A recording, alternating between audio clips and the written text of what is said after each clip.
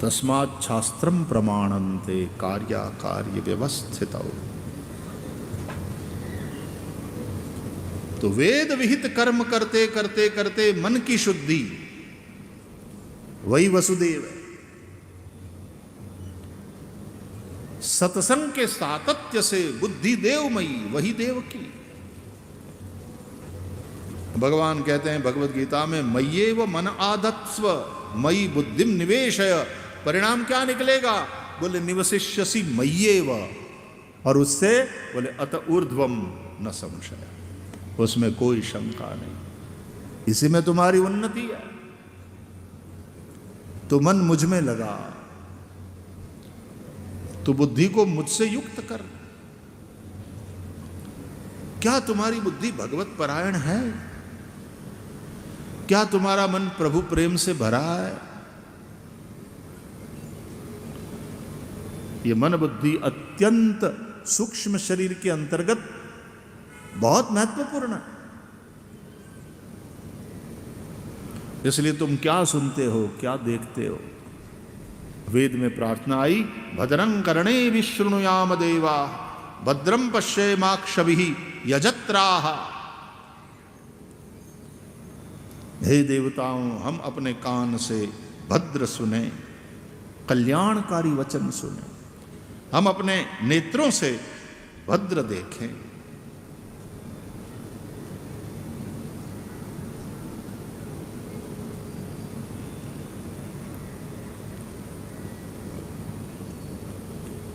वसुदेव और देवकी का विवाह हुआ। देवमयी बुद्धि और विशुद्ध मन, उसमें एकता, वो परस्पर विरोधी ना हो, अनुरागी हो एक दूसरे के।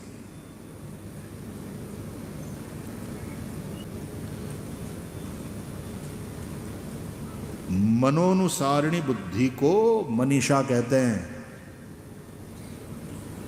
उस मनीषा से युक्त को मनीषी कहते हैं। बड़े बड़े मनीषियों ने जो बात करी है, let your intellect, let your thought process follow your mind, your emotions as far as spiritual life is concern.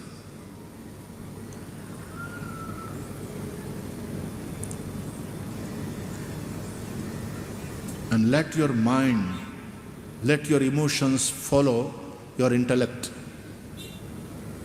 as far as your domestic life is concerned.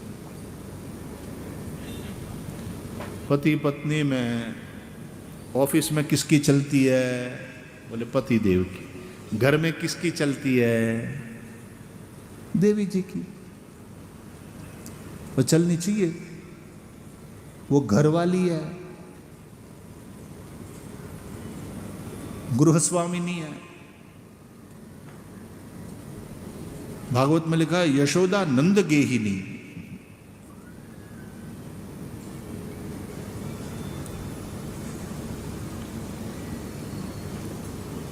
धर्म के विषय में पति आगे, यानी मन आगे। मन पूर्वक करो। हमारे यहां संकल्प करता है पूजा यज्ञ इत्यादि में पति, उसके हाथ में जल दिया जाता है और पत्नी उसको हाथ अपना लगाकर पास में बैठी कहती है, इस संकल्प में मैं आपके साथ हूं। यह धर्म पत्नी का समर्थन है।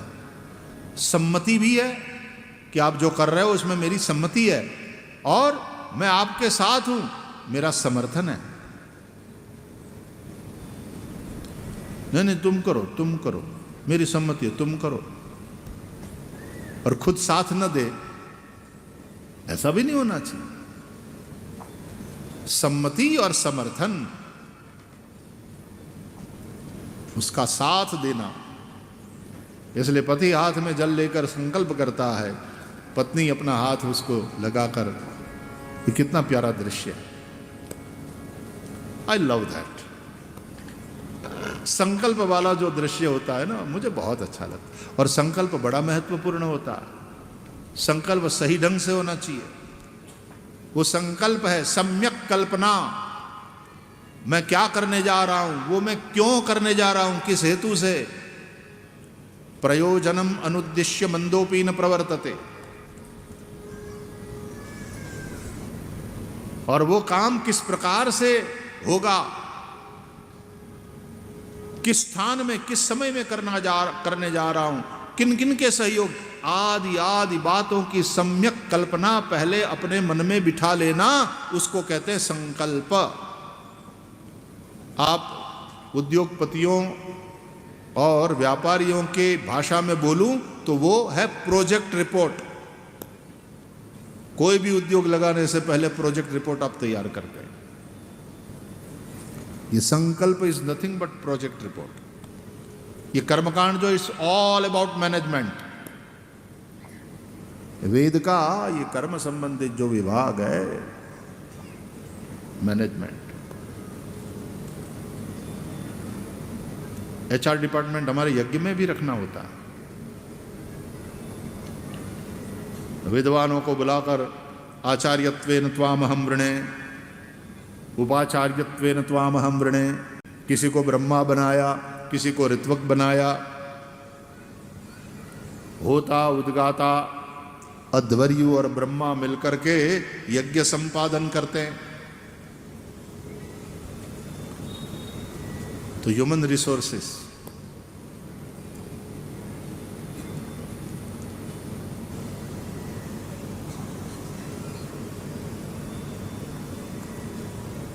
संकल्प,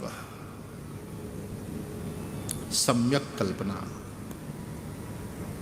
विचार पूर्वक करो। बिना विचारे जो करे पाछे पछताए। विचार करो, ये करने योग्य है कि नहीं करने योग्य। नहीं करने योग्य है उस काम से बचो। करने योग्य है तो किस प्रकार इसका संपादन करूं कि मुझे सिद्धि मिले। पहले विचार करो। मेरा मन शिव संकल्प वाला हो, तन में मनः शिव संकल्पमस्तु। वेदों में बहुत से सूक्त हैं। जैसे सूत्र है, सूत्र ग्रंथ है हमारे यहाँ, ब्रह्म सूत्र इत्यादि, गृह्य सूत्र है, धर्म सूत्र। उसी प्रकार वेदों में सूक्त है। तो सूत्र और सूक्त अंतर है। तो यजुर्वेद में शिव संकल्प सूक्त है। और प्रत्येक मंत्र के अंत में यह बात आती है, तन्मे मनः शिव संकल्पमस्तु। सुखारथिरश्वानि वजन्मनुख्यान्नेनि यते भीषु बिर्वाजिन इव रत्प्रतिष्ठं जदजिरंजविष्ठं तन्मे मनः शिव संकल्पमस्तु। प्रत्येक मंत्र का ऋषि होता है, प्रत्येक मंत्र का छंद होता है, प्रत्येक मंत्र के देव होते हैं। तो ये शिव संकल्प सूक्त के सभी मंत्रों के देव कौन है? मनोदेवता। मन है देवता, मन देव है, इसलिए वसुदेव। इनका नाम है वसुदेव। विशुद्ध मन वसुदेव है। शिव संकल्प से युक्त मन, तन्मे मनः शिव संकल्पमस्तु।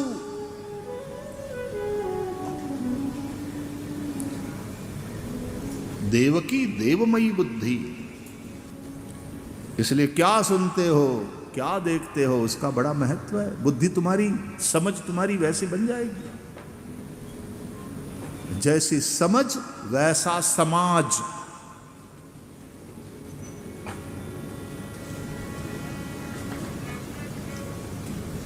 तुम समाज के अंग हो कि तुम भीड़ का हिस्सा हो। भीड़ के पास संख्या होती है, समझ नहीं होती। इसलिए कहते हैं कि मनुष्य बुद्धिमान प्राणी है, सही है, लेकिन भीड़ में है तब नहीं। तब बुद्धि की स्विच ऑफ हो जाती है।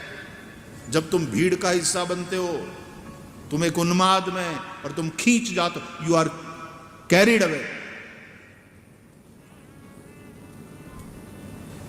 तुम्हारा विवेक खत्म हो जाता है, सो जाता है। तुम ये नहीं समझ, ये नहीं करना चाहिए, ये समझ तुम्हारी खत्म।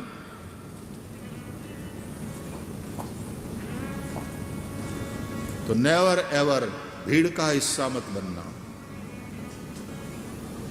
समाज का अंग बनो। Man is a social animal, समाज का अंग बनो।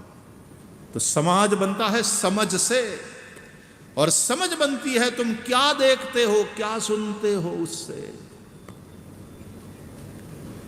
Physically you are what you eat and what you drink, लेकिन सूक्ष्म शरीर की दृष्टि से तुम वो हो जो तुम देखते हो, तुम सुनते हो।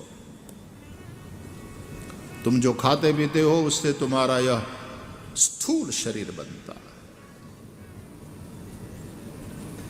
You are what you eat. जो तुम खाते हो वही रस, रक्त, मांस, मज्जा, मेद, अस्थि इत्यादि धातुओं में परिवर्तित होता है। इससे तुम्हारा फिजिकल एग्जिस्टेंस बनता है। इसलिए क्या खाते हो उसका भी बड़ा महत्व है। एंड प्रोडक्ट रॉ मटेरियल पर निर्भर नहीं करता क्या?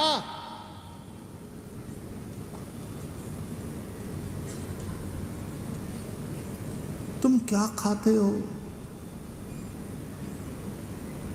वो तुम बनते हो। तुम वही होते हो जो तुम खाते हो। और तुम क्या देखते हो और तुम क्या सुनते हो। इसलिए हर मजहब है, हर धर्म में, हर रिलीजन में बच्चों को बचपन से ही क्या वो क्या सुनते हैं, क्या सिखाया जाता है, क्या दिखाया जाता है, अकॉर्डिंगली उनकी समझ तैयार होती है। इसलिए अध्यात्म के चरम शिखर पर बैठने वाले महापुरुष भी बन सकते हैं और आतंकवादी हत्यारे भी बन सकते हैं। क्या दिखाया जाता है और क्या सुनाया जाता है, सिखाया जाता है।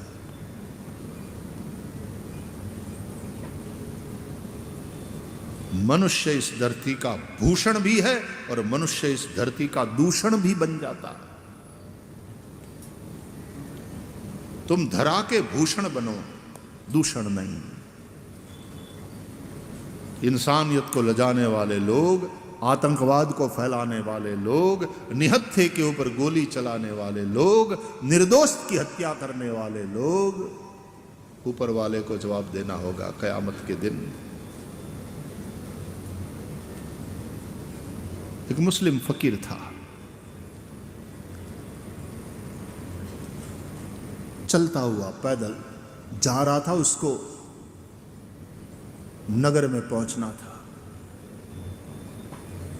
पुराने जमाने की बात, किला हुआ करता था। संध्या समय में नगर के द्वार को बंद कर दिया जाता था। शाम ढलने को थी, अभी मार्ग लंबा था। फकीर बस चलता हुआ दिखाई दे रहा था, लेकिन इतनी तेजी से चल रहा था जैसे भाग रहा हो कि मैं लेट हुआ तो द्वार बंद हो जाएंगे। बरसात का मौसम, हल्की हल्की वर्षा भी हो रही थी, मार्ग पे फिसलन भी थी। फकीर अपने आप को बचाता हुआ किसी तरह नगर के द्वार तक पहुंचा, और जब वो पहुंचा उसी समय द्वार बंद होने को, अरे रुको रुको रुको भैया रुको। सामने वाले ने एक न सुनी, द्वार बंद। अब सुबह खुलेंगे। बेचारा फकीर निराश, कहां जाऊं, रात कहां बिताऊं।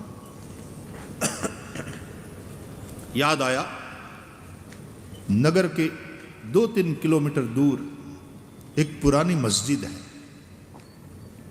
खुदा ताला के दरबार में रात बिताऊंगा। उस मस्जिद में कोई नमाज पढ़ने नहीं जाता था, वहां कोई रहता भी नहीं था, छोड़ दी गई थी।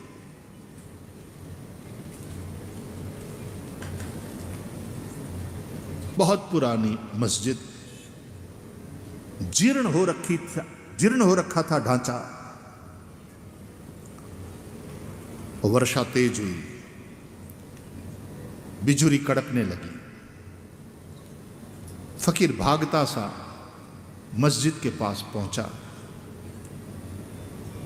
पुरानी मस्जिद के दरवाजे बंद थे। फकीर ने धक्का दिया, न खुलते थे न बंद होते थे, द्वार छोड़ दिया गया था मस्जिद। फकीर को थोड़ा जोर लगाना पड़ा, धक्का दिया 2-4 बार, द्वार तो क्या खुला, मस्जिद ढह गई। पुराना ढांचा था, ढह गई इमारत। फकीर भाग खड़ा हुआ, वरना वो मस्जिद उसके लिए कब्र बन जाती।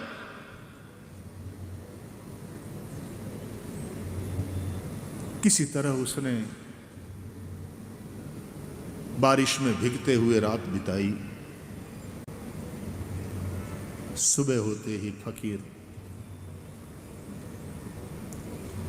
दरवाजा खुला और नगर में प्रवेश किया। उस मस्जिद के पीछे वाले हिस्से में केयर टेकर रहता था, जो उसके पास भी कोई ठिकाना नहीं था। देखा उसने कि ढह गई मस्जिद, गिर गई। कोई आदमी आया था, दरवाजे को धक्का दिया, मस्जिद गिर गई। वो आया नगर में और उसने बात फैलाई कि इस आदमी ने मस्जिद को गिराया। कट्टर धर्मांध लोग आगे आए, मस्जिद को गिराया। अब इस इंसान को जिंदा रहने का कोई अधिकार नहीं। बादशाह के पास बात पहुंची, इसको सजा दो, इसको सजा दो, इसको सजा दो।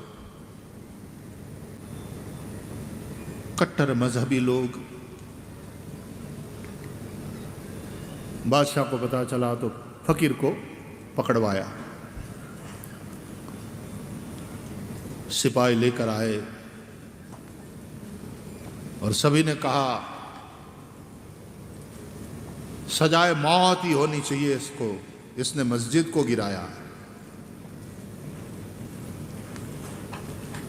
अब फकीर ने कहा बादशाह से कि मैं फकीर हूं, मैं कैसे गिरा सकता हूं मस्जिद को, मैं बंदगी करने वाला हूं ऊपर वाले की।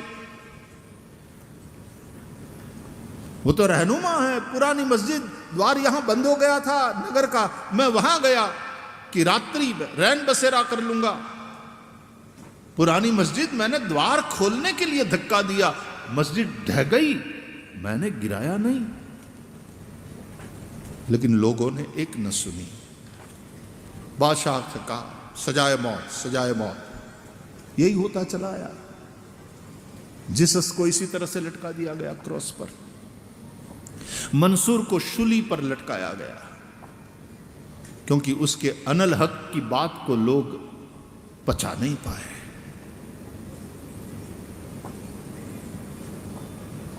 मीरा को भी जहर दिया। बाद में हम लोग पूछते, मुर्दे को पूछते हैं, जिंदा थे तब तो उसको मार डाला। जो समाज मुर्दा परस्त हो वो तो जड़ हो जाता है। श्री कृष्ण का चरित्र इसलिए अद्भुत है कि श्री कृष्ण की बातों को उस समय के लोगों ने स्वीकार किया, माना। जहां परिवर्तन की गरज पड़ी, श्री कृष्ण ने कहा, और गोकुल के गांव के लोगों ने परिवर्तन स्वीकार किया। इंद्र के यज्ञ को बंद कराकर गोवर्धन का यज्ञ, गायों का यज्ञ, ब्राह्मणों का यज्ञ, नए प्रकार के यज्ञ की ओर श्री कृष्ण ने प्रेरित किया व्रजवासियों को, और व्रजवासियों ने किया। ज्यादा पढ़े लिखे नहीं, लेकिन वो जड़ नहीं थे, बदलाव के लिए तैयार। जो जड़ होता है बदलाव के लिए तैयार नहीं होता, परिवर्तन के लिए तैयार नहीं होता। यह सनातन इसलिए टिका हुआ है कि समय समय पर जागृत ऋषियों के उपदेशानुसार बदलाव हम ले आए हैं। कल्याणकारी बदलाव, श्रुति सम्मत बदलाव, नई स्मृति, नई स्मृति, नई व्यवस्था। गांधी बापू आज आएंगे तो उनकी भूमिका के अनुसार जरूर वो जनता की सेवा में ही लग जाएंगे, लेकिन तुम ये समझते हो कि चरखा चलाएंगे? नो वे। चरखा चलाने की तब जरूरत थी, अब हो सकता है कंप्यूटर चलाएं।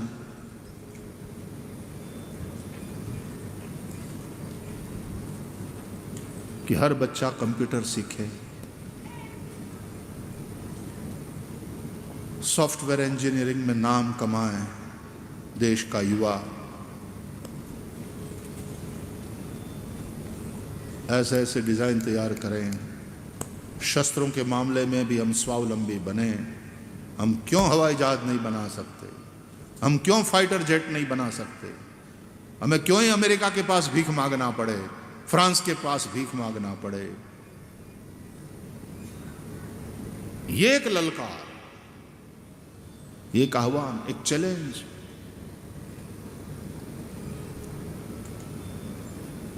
समय के अनुसार बदलाव जरूरी होता है, और जो जीवंत समाज है वो बदलाव लाने में समर्थ होता है। जो जड़ है, जहां धर्म के विषय में प्रश्न करने का कोई अधिकार नहीं, और यदि प्रश्न किया जाए तो उसको नास्तिक करार दिया जाए, ऐसा जड़, और वो भी धर्मगुरु, मौलवी, फादर, सो कॉल्ड, ये सभी धर्मगुरु इस जड़ता से भरे रहेंगे तो वो धर्म फिर जीवंत नहीं रह सकता।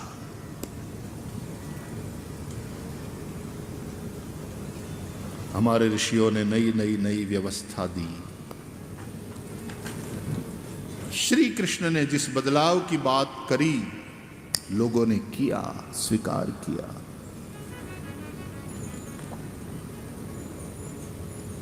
तो मजहबी जड़ता से घिरे बादशाह ने भी सजाए मौत फकीर को सुनाया।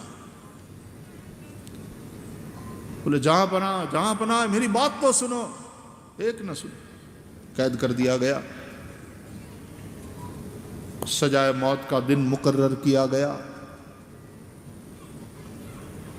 पूरी तैयारी हुई। उस दिन फकीर को पकड़कर लाया गया जेल से बाहर। पूछा गया तेरी अंतिम इच्छा क्या है? तो फकीर ने कहा कि मेरे हाथ खोल दिए जाए, मैं कुछ कहना चाहता हूं बादशाह से। खोल दो इसके हाथ। बादशाह वहीं थे। फकीर ने कहा बादशाह को कि मैंने मस्जिद नहीं गिराया, मैं धर्म क्षेत्र का आदमी हूं, मैं कैसे ये कर सकता हूं? मैं तो वहां आसरा लेने के लिए गया था।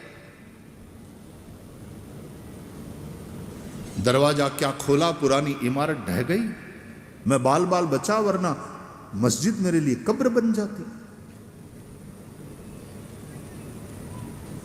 फिर वहां वाले लोगों ने कहा नहीं नहीं नहीं, तुमने मस्जिद को गिराया, सजाए मौत, बस और कुछ नहीं। ठीक है, फकीर ने कहा। तो यदि वो मस्जिद जो इंसानों ने बनाया था कई साल पहले, उसको गिराने की सजा मौत है, तो बादशाह मेरी ओर देखो, ये मेरा शरीर मस्जिद है, ये मेरा सिर गुंबद है, और मेरे दोनों हाथ मीनारें हैं। इसमें खुदा रहता है। वो मस्जिद तो इंसानों ने बनाई थी, उसको गिराने की सजा यदि मौत है तो ये मस्जिद तो खुद खुदा ने बनाई है, अल्लाह ताला ने बनाई। इसको गिराने की सजा अल्लाह ताला तुम्हें कौन सी देगा वो सोच लो।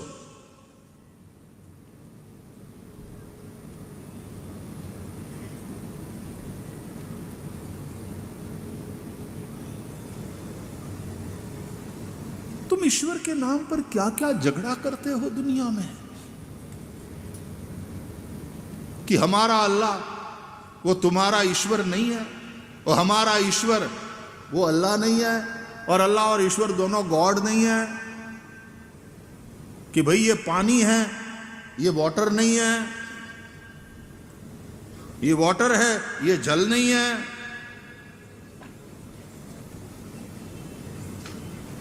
ये क्या बेवकूफी है। और पूरे दुनिया की इंसानियत इस धार्मिक बेवकूफी का शिकार बनी हुई है इस वक्त।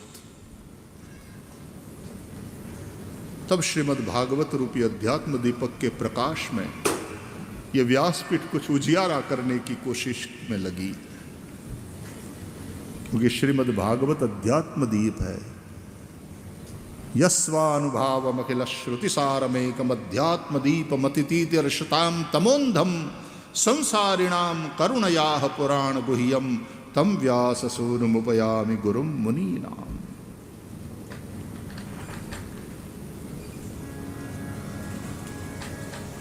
श्रीमद् भागवत को पुराण सूर्य भी कहा है और श्रीमद् भागवत को अध्यात्म दीपक भी बताया गया।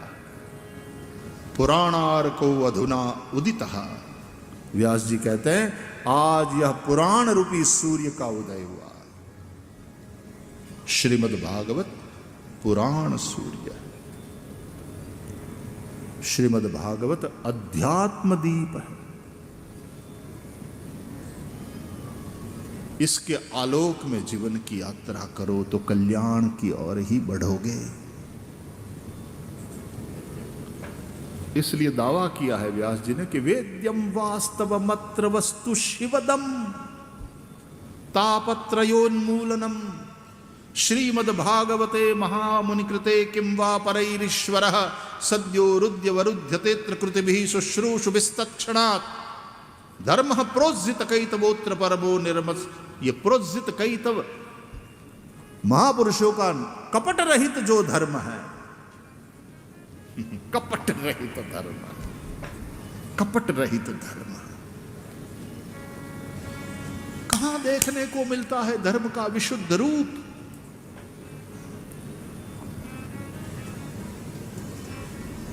प्रारंभ में ही कह दिया व्यास जी ने भागवत में, धर्म प्रोज्जित कैतवोत्र परमो निर्मत्सराणाम सताम वेद्यम वास्तवमत्र वस्तु शिवदम तापत्रयोन्मूलनम श्रीमद् भागवते महामुनिकृते किं वा परैरीश्वरः सद्यो रुद्य वरुध्यतेत्र कृतिभिः शुश्रूषुभिस्तत्क्षणात्।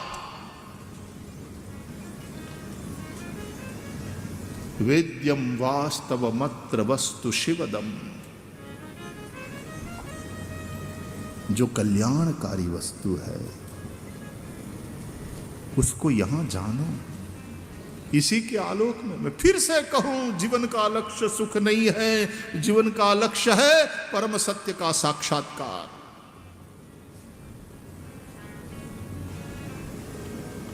परम सत्य का साक्षात, सत्यम परम धीमहि।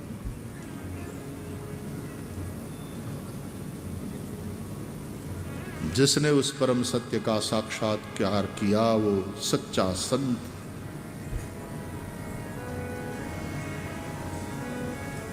वो मुक्त हो गया संसार के बंधन से, वो करुणा से भर गया।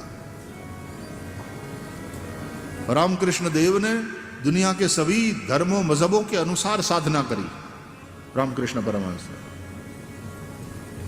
इस्लाम की भी करी, ईसाईयत की भी करी, तंत्र मार्ग का भी ये किया, और माँ काली के प्रति भक्ति भाव से पूजा इत्यादि तो नित्य करते ही थे। माँ के प्रति अनुराग से तो याद रखना, वो मूर्ति की पूजा नहीं करते थे, माँ की पूजा करते थे।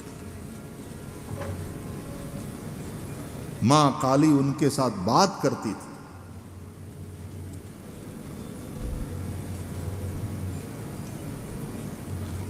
कैंसर से ग्रस्त हुए, उस रोग से पीड़ित, कर्क रोग से, लोगों ने कहा आप मां से क्यों नहीं कहते?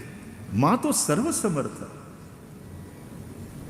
मां सब कुछ कर सकती, वो तुम्हारे रोग को भी मिटा सकती है, आप मां से कहो ना। लोगों के आग्रह के चलते फिर रामकृष्ण देव कहते ठीक है आज मां से बात करूंगा, लेकिन जैसे ही मां के सामने बैठते प्रेम से अनुराग से भर जाते, ये बात ही मुंह से नहीं निकलती थी।